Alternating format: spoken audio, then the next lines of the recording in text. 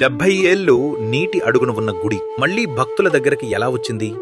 మైసూర్లోని వేణుగోపాలస్వామి గుడి అద్భుత కథ ఇది. 12వ శతాబ్దంలో హోయసల రాజులు ఈ గుడిని ఎంతో గొప్పగా కట్టించారు. కాని 1911లో అప్పటి ఇంజనీర్ విశ్వేశ్వరయ్య గారు రైతుల కోసం ఆ ప్రాంతంలో డ్యాంను నిర్మించారు. దీని కారణంగా అక్కడ ఉన్న ఆ ఆలయం నీటిలో మునిగిపోయింది. అయితే 2000 సంవత్సరంలో వచ్చిన కరువు కారణంగా ఈ ఆలయం మొత్తం బయటపడింది.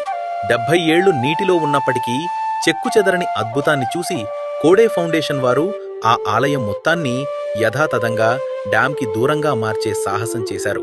దీనికోసం గుడిలోని ప్రతి రాయికి నంబరు వేసి ఫోటోలు, వీడియోలు తీసుకున్నారు. తర్వాత ఒక్కొక్క రాయిని జాగ్రత్తగా విడదీసి కిలోమీటరు దూరంలో ఉన్న కన్నంబాడి గ్రామంలో ఆలయ పునర్నిర్మాణం చేపట్టారు.